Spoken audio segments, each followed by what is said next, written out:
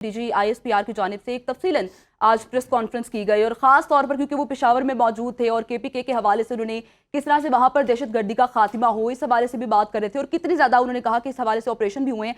14,500 operation किए जा चुके हैं रवा साल में और इसके नतीजे में काफ़ी ज़्यादा हद तक दहशतगर्दी का खात्मा किया जा रहा है। लेकिन हम लोग इसके बावजूद देखते हैं कि वहाँ पर अगर हम पाकिस्तान की दीगर सूबों की बात की जाए तो सिर्फ केपीके में 70% ऐसे टेररिस्ट अटैक्स जो हैं वो वहाँ पर दहशतगर्दी वहाँ पर ज़्यादा है एज कम्पेयर टू पंजाब या हम दीगर सूबों की बात करें। तो आप इस चीज़ को किस तरह से देखते हैं जाहिद महमूद साहब कि वहाँ पर आखिर जो इतनी ज़्यादा तादाद में दहशतगर्द मौजूद हैं उनका खात्मा किस तरह से मुमकिन हो सकता है? देखिए जी, दहशतगर्द जो है ना, दहशतगर्द इसके लिए कोई टाइमलाइन देना या उनका खात्मा दहशतगर्दों का तभी खत्म हो सकता है जब हम दहशतगर्दी की जो वजूहत है उनको एड्रेस करें। दहशतगर्द is a by product of the दहशतगर्दी, या जो एक्सट्रीमिज्म से टेररिज्म निकलता है। तो टेररिस्ट जो है उसको उसका तो जब तक आप उन अवामिल को या whole of a nation approach के साथ इस वार को नहीं लड़ेंगे तो दहशतगर्द तो पैदा होते रहेंगे। देखिए, अफगानिस्तान इस वक्त एक ऐसी सॉइल बन चुका है जहां पर there is no other business other than this terrorism related economy के अलावा मुझे तो वहां कोई और इकोनॉमी नजर ही नहीं आती। तो वहां पर लोग बैठे हुए हैं, पाकिस्तान के जो टीटीपी के लोग हैं जो अनफॉर्चुनेटली रेडिकलाइज करते हैं यंगस्टर्स को। कुछ हैं जो ग्रुप की वजह से रेडिकलाइज होते हैं, कुछ इंडिविजुअली रेडिकलाइज होकर वहां पे चले जाते हैं। ह्यूज मनी इज पम्प्ड इन। इसी के साथ साथ आपने देखा होगा ना जी, जो टेरर फाइनेंसेस की बात हो रही है या इलीगल स्पेक्ट्रम की बात हो रही है या जो पॉलिटिक्स, इलीगल स्पेक्ट्रम और टेररिज्म का जो गट्स जोड़ हो रहा है, तो इन सारी बातों को, ये वो ताने बाने हैं जो पूरा वेब तोड़ना है। ये तमाम नेक्सेस तोड़े जाएंगे तो फिर उसके बाद ही आपको कामयाबी होगी। जब तक आप होल ऑफ अ नेशन के तहत इनकी टेरर फाइनेंसिंग के पीछे नहीं जाएंगे, इनके नेक्सेस को नहीं तोड़ेंगे, पॉलिटिक्स और क्राइम और टेररिज्म जब इन तीनों का मिलाप हो जाता है जी, तो कोई भी दुनिया की स्टेट हो, बड़ी से बड़ी powerful state with all the elements of national power effective हो, तो उनके लिए भी चैलेंज बन जाता है। यहाँ पे तो आपके ऑल एलिमेंट्स इस तरह उनमें पहले डिवीजन्स पैदा की जाती हैं, एक स्पेशल सिचुएशन है।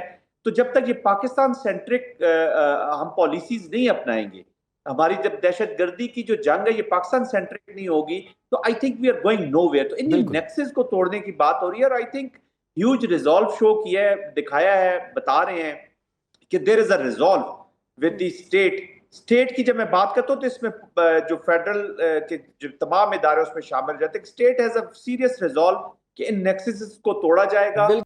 देखिए, पाकिस्तान ने बड़ा क्लियरली अपनी पोजीशन ले ली हुई है। पाकिस्तान ने जितना अफगानिस्तान गवर्नमेंट को और अफगानिस्तान के इंटरम सेटअप को अपॉर्चुनिटी दी है to be partner for the stability, probably उसको रिस्पॉन्ड नहीं किया गया जी। रेसिप्रोकल जो रिस्पॉन्स आया दैट इज हाईली डिसअपॉइंटिंग।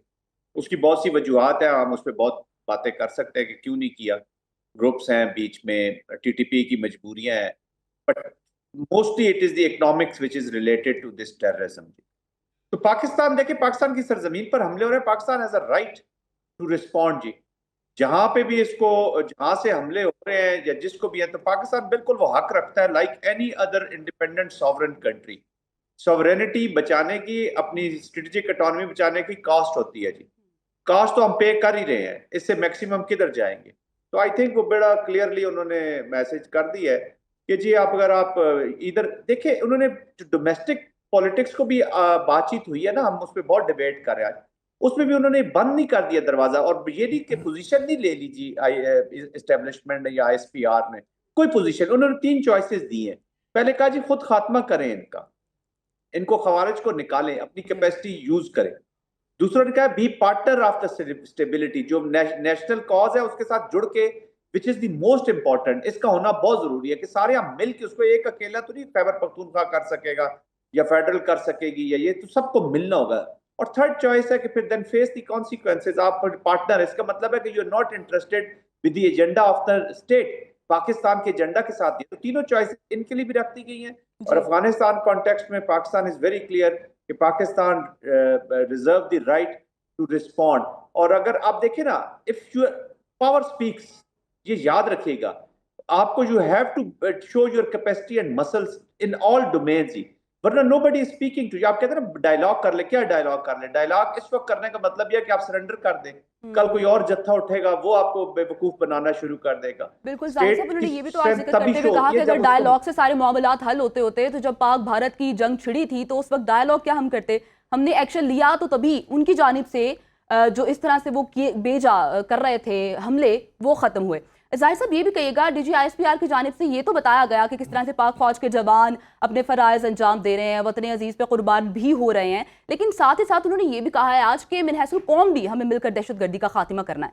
तो आम आवाम पर क्या जिम्मेदारी आयद होती है? कुछ लोग दिलों में सॉफ्ट कॉर्नर भी रखते हैं कि दहशतगर्दों को शायद समझाना चाहिए, समझा बुझा के उनको तो उनकी प्रॉपर ट्रेनिंग की जा सकती है, लेकिन जो लोग हमारे बच्चों के सरों के साथ फुटबॉल बनाकर खेल रहे हैं उनसे जाहिर सी बात है बातचीत से तो मामला हल होता दिखाई नहीं देता।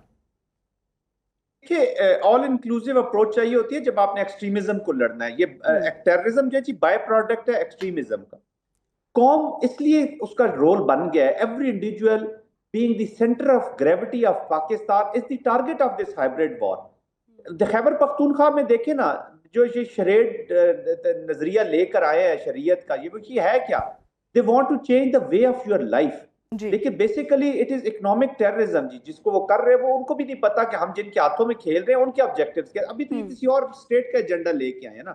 अभी तो इनकी ग्रीवियंसेस खत्म हो गया, अब तो अमेरिका नहीं वहां पे मौजूद। जो पहले ग्रीवियंसेस थी कि आप अमेरिका को सपोर्ट करते, पाकिस्तान पे तो इल्जाम लगाते जी आपने अमेरिका का वो सपोर्ट किया वॉर में, खुद उनके साथ 4-5 साल नेगोशिएशन कर रहे हैं। अमेरिका जो इनको $47 मिलियन हर हफ्ते दे रहा था वो आप लेने को तैयार हैं, उस पर आपको अमेरिका बुरा नहीं लगता, बातचीत उनके साथ करनी आपको बुरी नहीं लगती। तो it is, I mean, they can't make fool of you जी।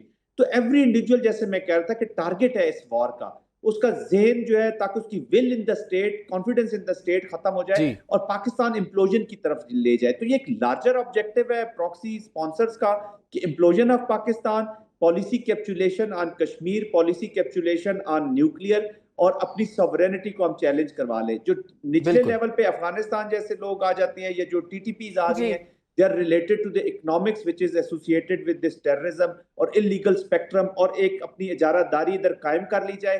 कभी वो शरीयत की तरफ चले जाते हैं,